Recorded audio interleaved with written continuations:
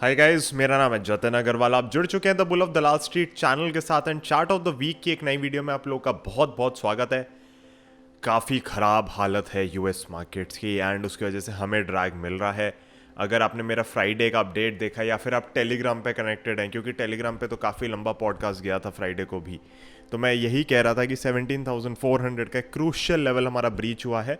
अब पास्ट में भी हुआ था रिसेंटली, आप यहाँ पे देख सकते हैं स्क्रीन पे, पास्ट में भी हुआ था तो, लेकिन संभाल लिया गया था। बट अभी क्या संभलेगा नहीं संभलेगा बिल्कुल नहीं पता। यूएस मार्केट्स को हम डिस्कस करेंगे मंडे को ग्लोबल मार्केट्स देखेंगे, समझेंगे कि क्या हो रहा है, क्या दिक्कतें हैं।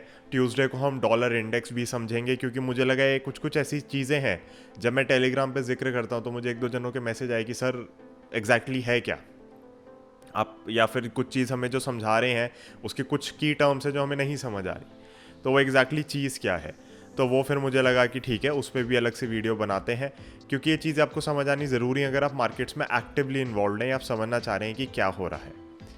अब आपको करना क्या है मेरे ख्याल से, यहाँ पे पर्सनली मैं क्या करने वाला हूँ, हम कुछ दिनों से ट्रेड्स यहाँ पे नहीं ले रहे थे, स्टॉप लॉसेस टाइट हैं, कुछ अगर लगता था तो एग्जिट कर जाते थे। ट्रेड्स हम इसीलिए नहीं ले रहे थे बिकॉज वी रियलाइज्ड कि आपके ब्रेकआउट्स वगैरह फेल हो रहे हैं, और ये मैंने टेलीग्राम पे भी अगेन बोला था। सो मतलब टेलीग्राम पे मैं जब पोस्ट मार्केट अपडेट का पॉडकास्ट बनाता हूँ तो नॉर्मली 15-20 मिनट के भी बन जाते हैं एंड उसके अंदर जो जो मुझे दिख रहा होता है वो फिर मैं बता देता हूँ। तो बेसिकली अब क्या है सिचुएशन यहाँ पे, Monday Tuesday Wednesday Thursday Friday, अगला हफ्ता जो आपका बेसिकली है वो रहेगा थोड़ा इंपॉर्टेंट। उसमें हम देखेंगे कि क्या होता है। आई एम पर्सनली शॉक्ड कि यूएस में ये लोग स्टेप इन नहीं कर रहे हैं मार्केट्स को संभालने के लिए। नॉर्मली आप देखते हो इंडिया जैसी इकोनॉमी में इतने लोग शेयर मार्केट में पैसा नहीं डालते, तो इसलिए यहाँ पे थोड़ा कम ध्यान दिया जाता है। यहाँ पे एलटीसीजी भी लगा दिया जाता है जब मार्केट आपकी ठीक चल रही है, यहाँ पे ऐसी चीज़ें चलती रहती हैं। बट यूएस में ये सब नहीं होता। यूएस में हर दूसरा जना शेयर मार्केट में पैसा डाल के बैठा हुआ है, तो वहाँ पे ये सारी हरकतें नहीं चलती हैं। स्टिल हम देख रहे हैं absolutely messed up monetary policy, बिल्कुल ही समझ नहीं है उस हिसाब से काम हो रहा है। एंड वही बात है कि हम जितना कहें उससे इनको कुछ फ़र्क पड़ना नहीं है। तो अब हमारे हाथ में क्या है, हमारे हाथ में हमारा काम है, हमारा पैसा है, तो उसको हम समझ लेते हैं क्या करना है। पहली चीज़ ये है कि क्या अब ये यहाँ पे थोड़ा और नीचे ब्रेक डाउन दे सकता है, तो बिल्कुल दे सकता है, because US markets are tumbling right. तो हम अब सपोर्ट लेके चलेंगे अपना 16,900 का, मान के कि यहाँ कहीं पे जाके तो इसको बिल्कुल रुक जाना चाहिए। बहुत बड़ी रेंज हो जाती है, 400 पॉइंट्स की रेंज हो जाती है। मैं नहीं चाहता कि इतना बुरा हाल हो, बट लेट अस सी क्या होता है। कल एक बार को गैप डाउन, हमें मंडे को बेसिकली एक बार गैप डाउन देखने को मिलेगा एंड मेरी एक्सपेक्टेशन यही है कि वो गैप डाउन नीचे स्ट्रेच ना होता चला जाए, मतलब लाल कैंडल ना खुलती चली जाए उसके अंदर इस टाइप की कैंडल बने तो बहुत ही अच्छा रहेगा। आई फील कि रिकवरी जल्दी आनी चाहिए यूएस में। मुझे नहीं पता है लोग कैसे स्टेप अप करेंगे, क्या अकल लगाएंगे अपनी, किस तरीके से करेंगे, बट इनको मार्केट को बचाना ज़रूरी है। इन्होंने पहले भी हर बार स्टेप इन किया है इस बार, लेकिन मेरे को नहीं समझ आ रहा कि क्या है इनका, कितनी वीक गवर्नमेंट है, किस हिसाब से कर रहे हैं, फेडरल रिजर्व को क्या हो गया है। These things are beyond my understanding कि ये लोग क्या करना चाह रहे हैं। तो हमें क्या करना है, मंडे की कैंडल बहुत इंपॉर्टेंट होएगी कि मंडे हमारी मार्केट कैसे रिएक्ट करती है। मैं आप लोगों से पहले भी कह चुका हूं कि we are very lucky that Indian markets have shown a lot of, I would say, determination, ऊपर खड़े रहे हैं उस हिसाब से, जिस हिसाब से यूएस मार्केट्स तो आपका डबल बॉटम बना गए। भी रिसेंट जो उनके लोस थे उनको टेस्ट किया है कहीं कहीं पे, तो कल एक बार को काट भी दिया था। तो सब हम मंडे को ज़्यादा डिस्कस करेंगे, but Indian markets have done very well, तो इतनी यहाँ पे दिक्कत नहीं है। तो मैं खुद से ट्रेडिंग अभी अवॉइड करना चाहूँगा लॉन्ग साइड की। मैं पर्टिकुलरली कैश मार्केट में बड़ी पोजीशंस उठाता हूँ, so that is my style of investing and trading. तो मैं अभी यहाँ पे ज़बरदस्ती की ट्रेडिंग नहीं करना चाहूँगा। हैविंग सेड दैट, इन्वेस्टमेंट्स में हमें बहुत अपॉर्चुनिटीज़ लग रही हैं, बहुत चीज़ें दिख रही हैं, और रिसर्च लगातार वहाँ पे भी चलती रहती है। तो कहीं ना कहीं इन्वेस्टिंग की बाइंग हम नहीं रोकना चाह रहे। एंड जैसा कि मैंने आई थिंक कल भी आप लोगों को जो अपडेट था उसमें कहा था कि IT sector looks very very good, तो उसमें अब हम 1-1.5 महीने के ऊपर कैश स्प्रेड करके बाइंग शुरू करेंगे। अब हम आ जाते हैं अगली चीज़ पे। तो निफ्टी के अंदर क्रूशियल लेवल ये जो कि ब्रीच हुआ है, we will see how things happen, but अभी के लिए दिक्कत यहाँ पे है। और आप देख सकते हो कितना ब्यूटीफुली हमारी लाइंस वर्क कर रही हैं। एंड जब तक अब ये वापस इस लाइन के ऊपर नहीं आ जाता, इस रेजिस्टेंस को नहीं क्रॉस कर देता, तब तक दिक्कत है। हो सकता है कर दे 2-3 दिन में। मैं सही में यही कहना चाहूँगा, वॉलेटिलिटी बहुत ज़्यादा है, कुछ नहीं पता क्या हो, बट केयरफुल रहना हमारे हाथ में है, जो कि हम थोड़ा रह भी रहे हैं। तो निफ्टी के अंदर डेफिनेटली अटक रहा है, दिक्कत है। हमने कुछ दिन पहले निफ्टी 50 का जब इक्वल वेटेड इंडेक्स की बात करी थी, तो उसके अंदर मैंने दिखाया भी था कि कैसे वो तो अपने हाईस पे पहुंच के टकरा के घूम गया, तो वो कहीं ना कहीं बिल्कुल रेजिस्टेंस जहाँ मिलनी चाहिए वहाँ से घूमा है, ये भी बिल्कुल वहीं से घूमा है। 18,100 के ऊपर करेक्शन 100% ओवर हो जाती, वो अभी इसने नहीं करी है। तो ये तो हो गया जी हमारा निफ्टी। अब हम आते हैं बैंक निफ्टी के ऊपर। बैंक निफ्टी के अंदर भी आप देखोगे तो जो हमने बात करी थी कि ये जो पुराना हाई है यहाँ पे टकरा के इसको दिक्कत आ रही है, और वही हुआ है। बट बैंक निफ्टी फिर भी बहुत बेटर पोजीशन में है, except for may be Friday scandal. Friday को इसमें एक अलग ही गिरावट रही है, और वो कहीं ना कहीं मैंने बात भी करी कि फाइनेंशियल स्टॉक्स में एक्स्ट्रा प्रेशर था, because Mahindra and Mahindra financial को आरबीआई ने कहा है कि आप थर्ड पार्टी एजेंट्स अब यूज़ नहीं करेंगे, रिकवरी एजेंट्स यूज़ नहीं करेंगे अपना पैसा रिकवर करने के लिए, after a very very unfortunate incident जो हुआ, वो कल की यूट्यूब शॉर्ट्स में हमने डिस्कस किया था। तो मेरे को लग रहा है कहीं ना कहीं ये बाकी लोगों पे भी प्रेशर डालेगा कि आप रीथिंक करें अपनी चीज़ों को, and may be RBI will say कि आपको चेक्स एंड बैलेंसेज इंट्रोड्यूस करने पड़ेंगे। ये भी हो सकता है कि टेम्परेरीली आरबीआई कह दे कि भैया कोई भी यूज़ नहीं करेगा थर्ड पार्टी एजेंट्स को, तो फिर होगा क्या कि कॉस्ट बहुत बढ़ जाएगी आपकी। बट मुझे नहीं लगता वो परमानेंट सोल्यूशन है, because all the companies can not afford recovery agents. अब दोनों तरफ से आपको बात समझनी ज़रूरी है, एक तरफ से कस्टमर की भी बात हो जाती है और एक तरफ से कंपनीज़ की भी बात हो जाती है। अगर कंपनीज़ को पैसा वापस अपना नहीं मिलेगा, लोन्स वापस नहीं मिलेंगे, how are they going to run business, तो वो भी दिक्कत हो जाती है। तो लेट अस सी क्या रहता है वहाँ पे। बट अभी के लिए एक जो छोटा सपोर्ट था वहाँ तक आया है, बट फिर भी हमारी लाइन यहाँ नीचे लगी हुई है। लेट अस सी इसके अंदर भी क्या होता है। कोई भी कंक्लूजन पे जंप ना करें, वीकनेस है, वॉलेटिलिटी है, इसकी हम बात कर चुके हैं, तो ये तो बिल्कुल है ही। ट्रेडिंग साइड पे ज़बरदस्ती काम नहीं करना, अपने कैपिटल को प्रोटेक्ट करना है, अपने प्रॉफिट्स को प्रोटेक्ट करना है। एंड अगर आपको लग रहा है कि कहीं पे मैं प्रॉफिट बुकिंग कर लूँ, अब ये कर लूँ, वो आप बिल्कुल कर सकते हैं। For me what I am personally doing इसकी ट्रेडिंग थोड़ी रोक के हम इन्वेस्टिंग की साइड पे वापस आईटी सेक्टर वगैरह को देख रहे हैं। एंड जो चीज़ें हमें अच्छी लग रही हैं आईटी के सिवाय भी, तो अब वो रिसर्च होगी, अपना देखेंगे कैपिटल एलोकेशन कितनी किधर डालनी है, उनके अंदर बाइंग हम अब चालू कर देंगे। अब हम आ जाते हैं अपने चार्ट ऑफ द वीक पे। But chart of the week पे आने से पहले मैं यही कहना चाहूँगा, अगर आप ट्रेडिंग नहीं करना चाहते तो आप रहने दे सकते हैं। ब्रॉन्ज मेंबर्स, जी हाँ, तो अगर आप ब्रॉन्ज मेंबरशिप एक्टिवेट करते हैं, ज्वाइन बटन दबाते हैं, तो आप लोगों के लिए एक चार्ट और गया है, and that is a very very strong fundamental stock.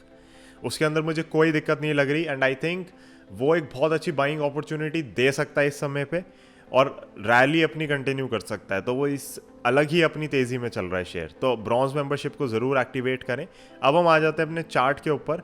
Sundaram finance holding का चार्ट है हमारा। अब आप कहोगे जतिन यार ये कैसी लाइन है, ये तो हमें नहीं समझ आ रही है, हमेशा तो बड़ी क्लियर लाइन्स होती हैं। तो अब इसको हम क्या करेंगे, इसको हम शिफ्ट कर देंगे लाइन चार्ट पे। अब आपको क्लियर दिख रही है लाइन, अब आपको बिल्कुल परफेक्ट दिख रहा है। तो ये रीसेंट कंसोलिडेशन था, रीसेंट यहाँ पे टकरा रहा, अभी भी टकराया, एंड फिर ये इसको खोलता हुआ ले गया है।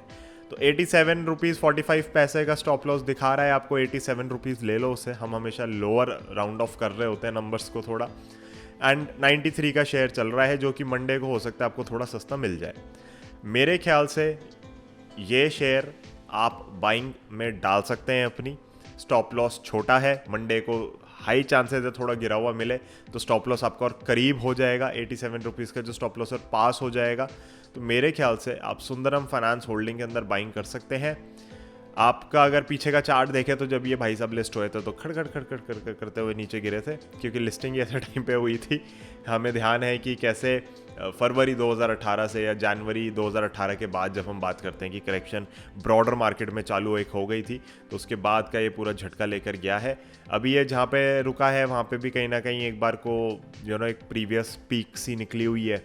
बट मेरे ख्याल से आपका जो फर्स्ट टारगेट रहेगा इसके अंदर, वो आपको कम से कम 103 रुपये के अराउंड का दिख जाना चाहिए। And second target would be somewhere over here which looks more like a target to me, 112 रुपये। उसके बाद हम देखेंगे नेक्स्ट जोन आपका 124 रुपये के अराउंड का आ रहा है, एंड फिर देखते हैं कैसे चलता है।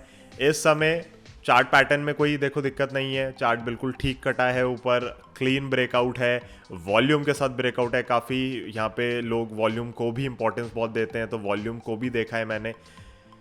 बट द थिंग इज कि मार्केट्स खराब हैं, तो थोड़ा केयरफुल रहना है, स्टॉप लॉस अपना टाइट रखना है, स्टॉप लॉस पे कॉम्प्रोमाइज़ नहीं करना। आप किसी भी चीज़ पे कॉम्प्रोमाइज़ कर लो, स्टॉप लॉस पे मत करना। अगर आपने नहीं बेचा सही समय पे तो आप फंस जाओगे। तो let us see what happens. The chart looks very very good. मैं पर्सनली आपको बता चुका, I am being a bit careful, तो कहना गलत ही हो जाएगा। I am being very very careful at this stage with my trades. तो मैं बहुत ज़्यादा ध्यान से चलने वाला हूँ मार्केट के अंदर। We have seen an number of breakouts fail in the last 3-4 days. In fact पिछले हफ्ते के अंदर ही सारा मेहम ज़्यादा मचा है। तो कहीं ना कहीं हमें थोड़ा ध्यान रखना ज़रूरी है यहाँ पे। ज़बरदस्ती काम ना करें, मैं बार बार आपसे कह रहा हूँ। वॉलिटिलिटी बढ़ी रहेगी इस स्टेज में। इनफैक्ट अगर आप इंडिया विक्स वगैरह भी देखें तो वॉलिटिलिटी आपको पता ही है कि बढ़ी हुई है, और वो हमें वैसे भी पता चल जाता है चार्ट से ना कि हाँ ये जोन ऐसा आ गया है कि अब परेशान करेगा। अब हाई चांसेस है निफ्टी के अंदर क्या हो कि थोड़ा अगर रिलायंस कुछ गिरे हैं, थोड़ा ये स्ट्रेच करें यहाँ वहाँ, तो थोड़ा सा भाई साहब टूटे, लेट से यहाँ तक, मे बी यहाँ तक, एंड फिर एक बार खींच दे, तो ये हो सकता है यहाँ पे।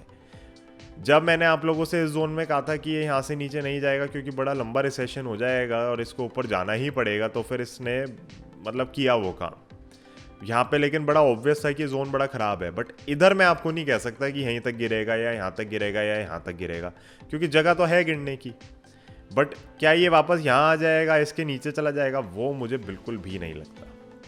सो I am not in that camp. I do not believe कि इतना बुरा हाल होना है निफ्टी का या फिर हमारी मार्केट्स का।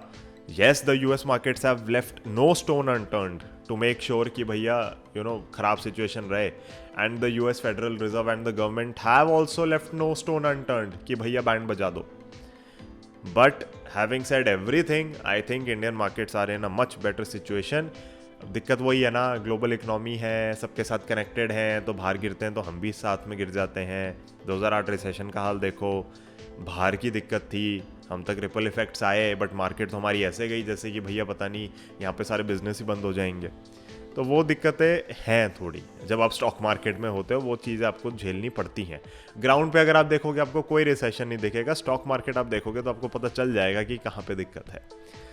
तो guys that would be it for the day, for the video. I hope आप लोगों को कुछ नॉलेज मिली होगी, कुछ इंपॉर्टेंस लगी होगी इस चीज़ की। डिस्कशन करना बहुत ज़रूरी था। शेयर आपके साथ हमने शेयर किया आज एक, अगेन ब्रॉन्ज मेंबर्स के लिए जा रहा है कम्युनिटी टैब के अंदर एक बहुत ही स्ट्रॉन्ग चार्ट। तो आपको ज्वाइन बटन दबा के ब्रॉन्ज मेंबरशिप को एक्टिवेट करना चाहिए बिल्कुल। हर हफ्ते आपको एक एक्स्ट्रा चार्ट मिलता है, एंड कभी कभी कुछ और चार्ट अच्छा लग रहा होता है वो भी आ जाता है। सो कम्युनिटी टैब में जाएंगे तो वहीं मिल जाएगा। यूट्यूब पे जो भी आप चीज़ ले रहे हैं वो यूट्यूब पे ही है, तो ज्वाइन बटन अगर आप प्रेस करते हैं तो यूट्यूब पर ही उसकी सर्विस आप अवेल करते हैं। So that would be it. I will see you on Monday while we discuss the global markets, और when we discuss the global markets। मैं आप लोगों से मंडे मिलता हूँ। So that would be it. यहाँ पे गुड़गांव में मैं आपको बता दूँ 3 दिन से लगातार बारिश हो रही है, घर में बैठे हुए हैं, सारी काम वाम बंद हो रखा है, बिल्कुल कहीं जाना हो नहीं रहा है। चाय पकौड़े का मौसम हो रहा है। मुझे नहीं पता आपके यहाँ मौसम कैसा है, तो मुझे चलो कमेंट्स में ये बता दो मौसम कैसा है। मार्केट की बहुत बातें हो गई एंड मैं भी अपना देखूँ भैया कुछ नाश्ता वाश्ता करें एंड मैं आप लोगों से मंडे को मिलता हूँ। मंडे को हम डिस्कस करेंगे ग्लोबल मार्केट्स को। लेट अस सी कि क्या दिख रहा है, क्या हो रहा है, एंड मेरे को क्या लग रहा है कि क्या होना चाहिए। But again do not fight the Fed, rule है हमारा। फेड से हम पंगे नहीं लेते। जब वो पैसे छाप रहा है, जब वो इंटरेस्ट रेट बढ़ा रहा है, वो कंट्रोल कर रहा है बहुत चीज़ों को। So things are moving according to their actions, and हमें बस ध्यान रखना है कि हम अपने सेल्स उस हिसाब से एडजस्ट करते रहें। कि यहाँ पे जो टेम्परेरी दिक्कत है, देखो दिक्कत टेम्परेरी इसलिए भी लग रही है मुझे क्योंकि कितना खींच देंगे इस चीज़ को, ये 3 महीने 6 महीने कब तक करेंगे। इनका खुद का बहुतों का पैसा गया हुआ है उसमें, तो ये कुछ ना कुछ तो संभालेंगे। तो जब तक ये दिक्कत है, जब तक होश आएगा, या मे बी एरोगेंस इतनी ज़्यादा है कि होश ही नहीं आ रहा, या फिर अंदर से इतने खोखले हो चुकी है इनकी इकनॉमी कि इनके पास कोई और ऑप्शन नहीं है। तो मेरे को लग रहा है सेकंड वाला ये रीज़न ना हो। एरोगेंस में तो चलो ठीक है, समझ आ जाती है कभी ना कभी, बट वो दिक्कत ना हो कि खोखले हो चुके हैं बिल्कुल। तो देखते हैं, खैर मंडे डिस्कस करते हैं। That would be it for today. Thank you so much for watching, thank you so much for being subscribed. I will see you in the next one. Bye bye, जय हिंद।